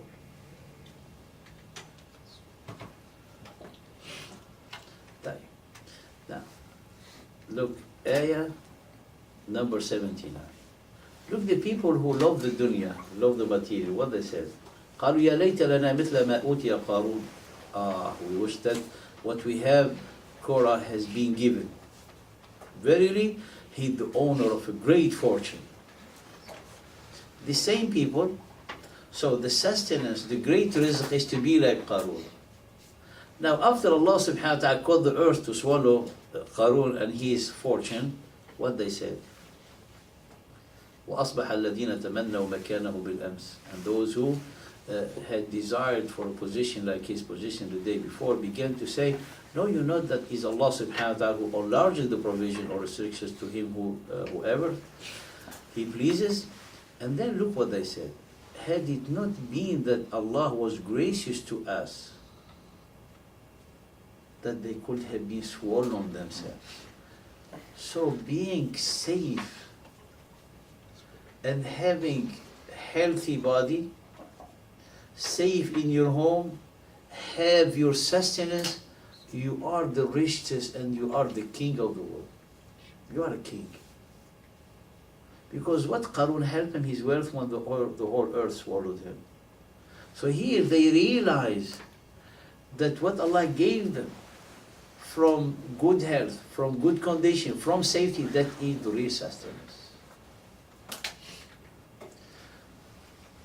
Having this contentment in modesty and working hard for having business to make money, it's a worship.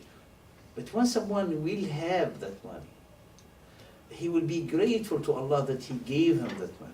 Not be like arrogant to say, because it's me, because it's my skills, because I did this and I did this. And many people who are like greedy and stingy, when people they want to share with them, can you give us some? He said, it's me who did, for long years I've been working, you come, you wanted this, you don't deserve it, etc. So that's the sickness, that's the deviation into the belief.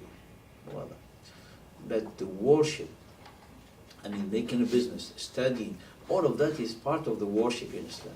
When it's done, into the way of Allah subhanahu wa ta'ala. So someone cannot say, I should not continue my study because that's it. I need to stop here because in Islam it's not good to go farther. No.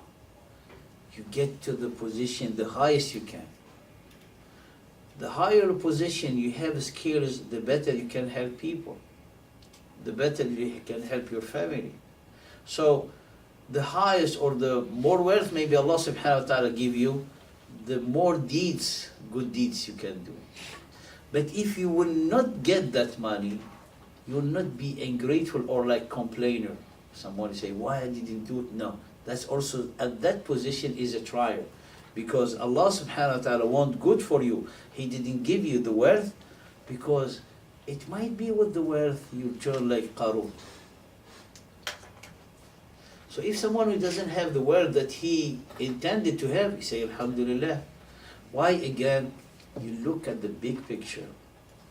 Allah wants the rahmah for you for eternity, not for this restricted project that you intended. Wada. We come to, this is the universal law that we mentioned. As-sunan Ilahiya al-kawniyya. We're going to, in this one, to introduce as-sunnah al-khariqa, the supernatural one. The supernatural law, it cannot be the law that someone need to get into planning and projection. As for example, to have food, you have to work. You have to act.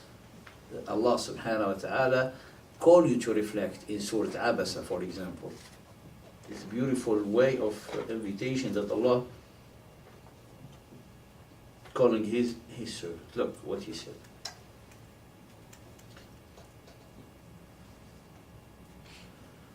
فَلْيَنْظُرِ الْإِنسَانُ إِلَى طَعَامِهِ. Then let man look at his food.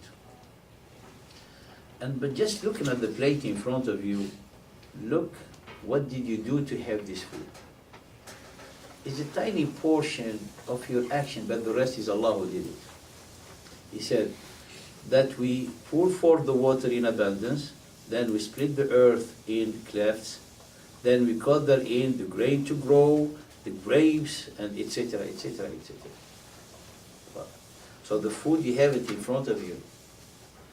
But the food that you have in front of you, it didn't come to your table by itself.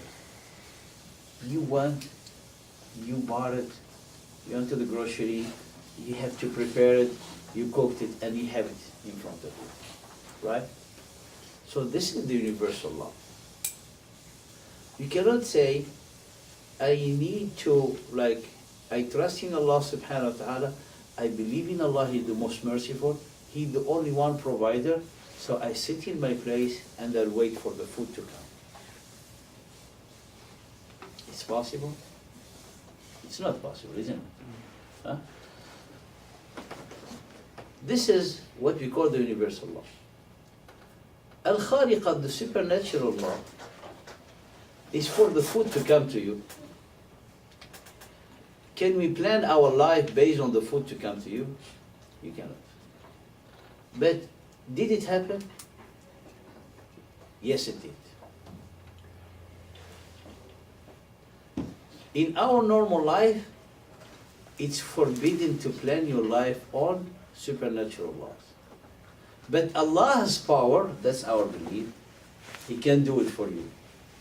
You don't plan based on it, but you believe that can happen.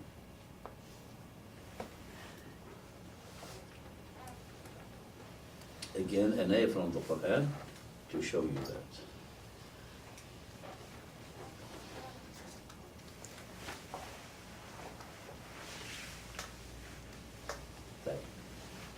Maryam alayha salam, who the one who take the custody of Maryam?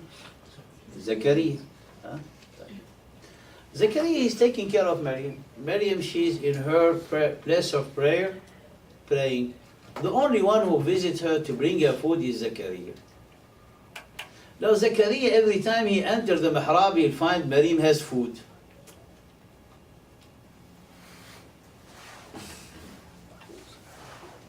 I mean, Zachariah is a prophet.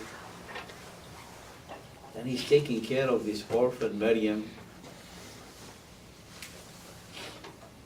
قال كلما دخل عليها زكريا المحراب وجد عندها رزقا. Every time he entered al-mihrab to visit her, he found her supplied with sustenance. You know, I mean, Maryam is so pious. I mean, she doesn't go out. قال يا مريم أنى لك هذا. Oh Maryam, Mary, from where have you got this? Now, this is the translation. Huh? He said exactly what he said. From where have you got this? Maryam, whence comes this to you? أن in the Arabic سؤال واستغراب عميق. سؤال, question. استغراب is someone who is like astonished, amazed. And a bigger question mark is like something so enigmatic, something is a mystery, big mystery. Why is it greater mystery for Zakaria? Because the food, maybe someone came. If someone say, from where you get the food? من أين لك هذا? But he didn't say من أين, from where. He said أن. أن, because the food that Maryam had, it was impossible for everyone else to have because it's not from that season.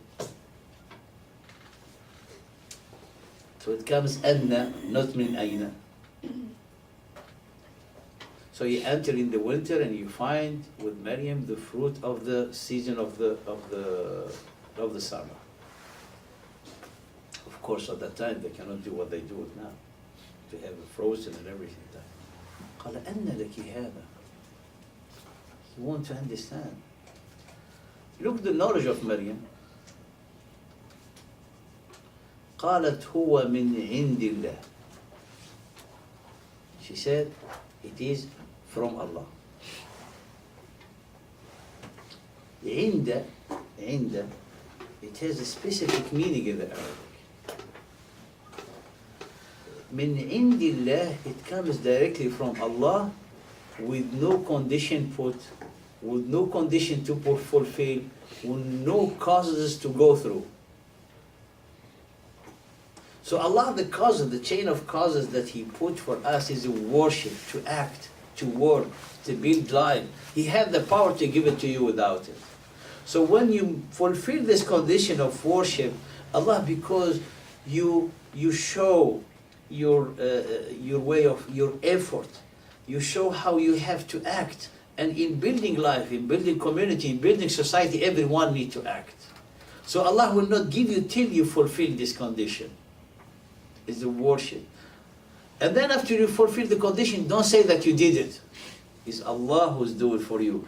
That's why we believe that Allah can give you without doing any of the condition. That becomes from min indillah. Question with regard to, let's see if I take an example of rain, if you will. So rain itself would be a natural occurrence, and is, I assume, part of universal natural law, if you will. But if Allah has some involvement in terms of when and where it will or will not rain, then is that in a sense a combination of natural and supernatural at work together? No. The supernatural is when there's no causes involved in getting the result. The universal law, the rain will come. That's a natural. It's universal law. But these laws is under a condition related to the decree, the universal decree of Allah. With the universal decree, it goes with the behavior of people on earth. If they are righteous, more rain. If less righteous, less rain. So that is related to the decree. And in some of the tradition of the Prophet ﷺ, that it will be a time rain come only for Allah because His mercy on the animals, on the newborns, on the very old people, for pious. That's why the rain is coming. If not, Allah will cause drought on the whole earth. And we know that the state of abundance, the earth will give all its barakah on the coming back of who? Of Isa alayhi salam. So when Isa comes back, why we going to, the earth will witness the state of abundance? Why? Because that time, the whole earth will be filled with justice. With the decree of Allah related, the universal law related with the righteousness of people and justice, so the earth will give all its abundance. Because the earth and the rain and all this, process that Allah created, it doesn't work like random. It works because, subhanallah, it is a being, the earth is a being. The earth will talk. The earth will witness.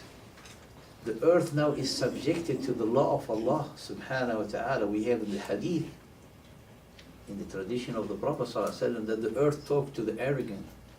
Say, arrogant, walk now on my back in this way. Tomorrow I'll get you inside me. But the earth cannot act only by the way of Allah. It doesn't have the free will. But Allah subhanahu wa ta'ala made this universal law according to His decree to be related not to the need of the people. It is related to the need of people because Allah is the one who provided. But His quantity, His quality is related to the righteousness and the justice that is on earth. That's why some of the rain comes to flood. Some of the rain comes as a punishment. Some of the clouds, when they come as people, like the people of Thamud, قالوا هذا عارض ممطرنا. This is the cloud come that we've been waiting for. Allah said, nay, this is carrying the punishment. The wind is going to be cast for عياذ بالله. So that's how is this related this destiny. In this Indiya, what we call Indiya, from Allah, directly from Allah. Like the knowledge.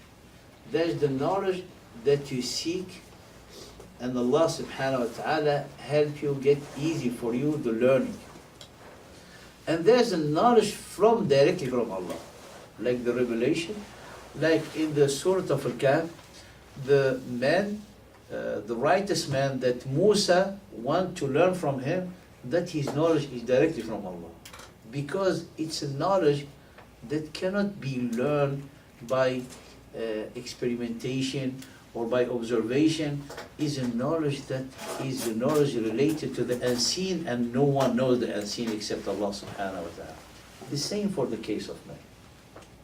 So when she said it is from Allah, so Allah had the power to give you without any conditions. For example, a married couple, they want to have a child. They did all what they can, they cannot have it. I mean, the doctor, the science, the technology, the examination, they say this is not possible. But this couple will tell them, you have to cut off any hope. Can we say that? No. Because who's the one who had the power to give? So this condition, Allah made it as according to the universal law.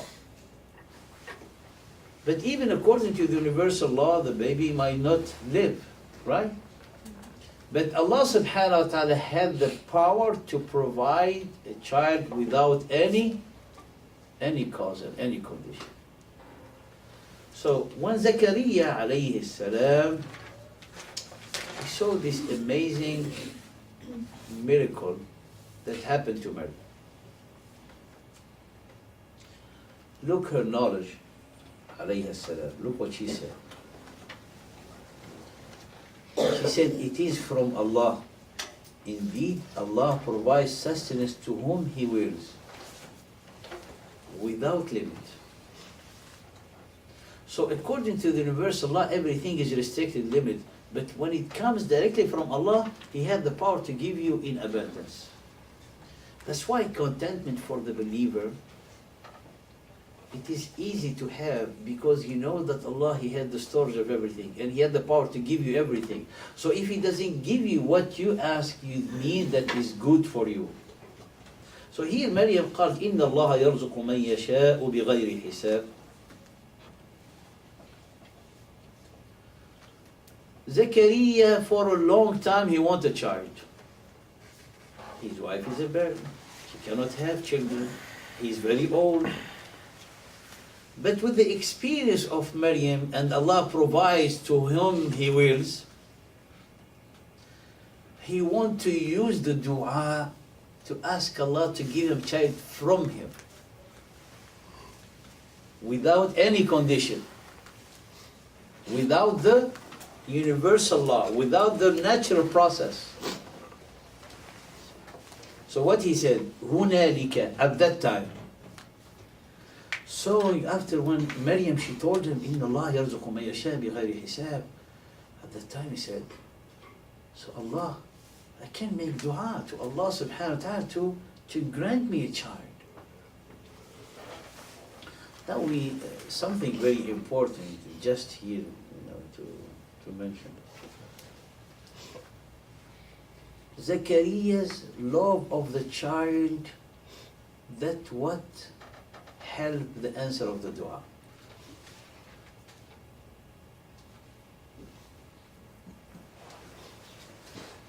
The longing of a child by Zachariah is for a purpose to serve Allah, not to serve a desire. Because it's to serve a desire, it might ruin the way of Zachariah. It might corrupt the belief of Zachariah. Zachariah, he was asking a child only to carry the message after him. He doesn't know about Isa that he's going to come. What he said, قال, inherit me and inherit the legacy of the children of Yaqub, which is the prophethood. So the concern of Zechariah, who is going to keep the light within the children of Israel, who's going to teach them the book, who's going to keep guiding them and calling them to guidance. That's the concern of Zechariah.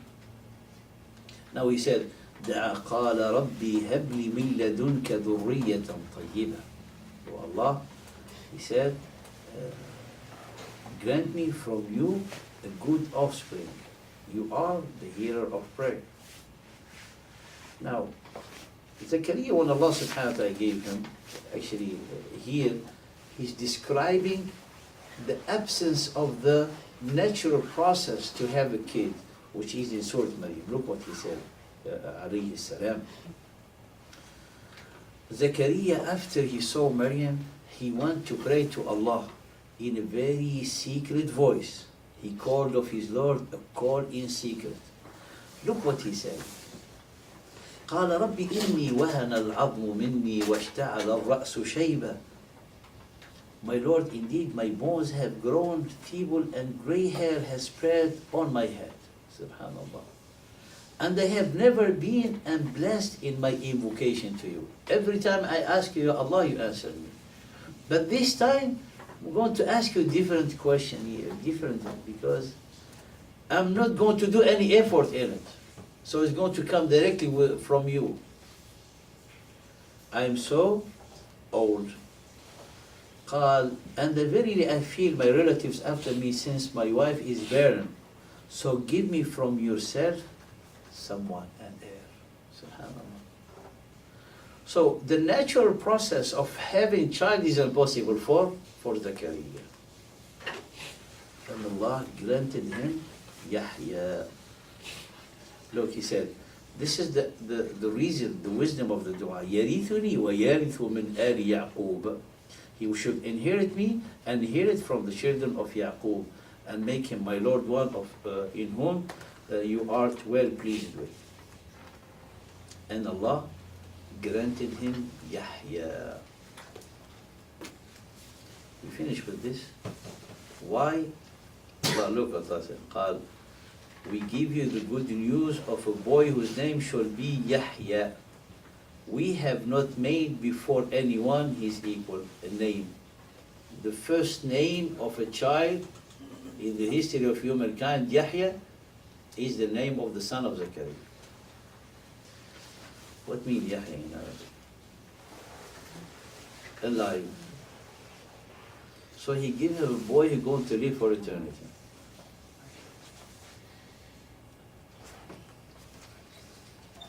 But he died, right? So how can you explain it? Huh? Offspring. No. He's alive. How he gonna get? He died shaheed. He died martyr. So it was in the glad tidings that your son is going to be righteous, obedient, and he's going to die martyr, so he's going to be living for eternity. Father. When it says we have not made before him anyone is equal, is that what it means? Yes, that's the translation is not. لم نجعل له من قبل سمية, سمية name. We didn't give any name like him before.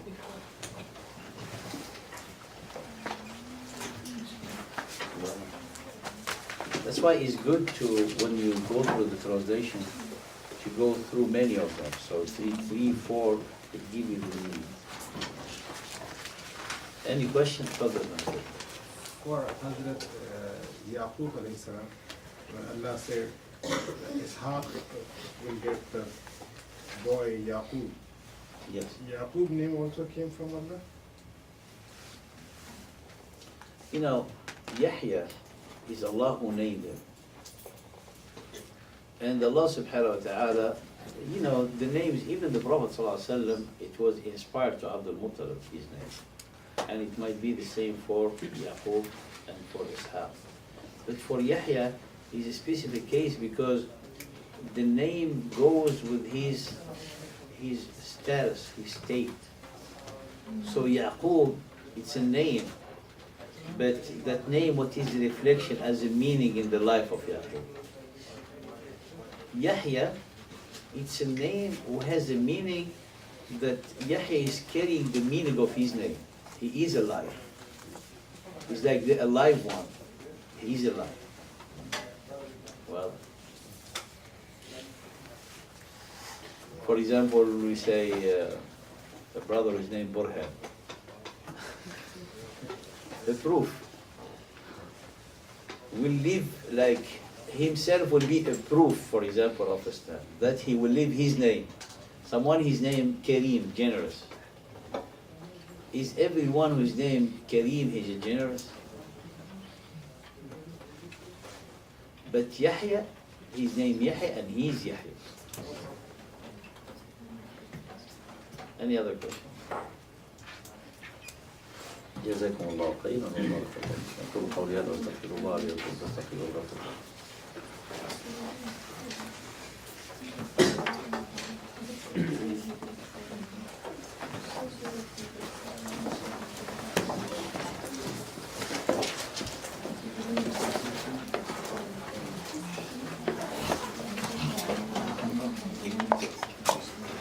Can you list on the sister 1 minute you come from the university? Assalamu alaikum. It comes from university main office. Anyone who didn't register online, please go to the university website and register online so we can keep your grades and transcripts and everything. I think most of the students, they Google Islamic University of Minnesota and then they applied on the whole university, which is different than the current university. So you need to type the whole name, www.islamicuniversityofminnesota.com, and then apply the application online, inshallah. We will keep your grades and everything for you if you apply online. Otherwise, you can go to the brothers and fill hard copy, and then they will help you apply online too. But we need both applications if this is your first one.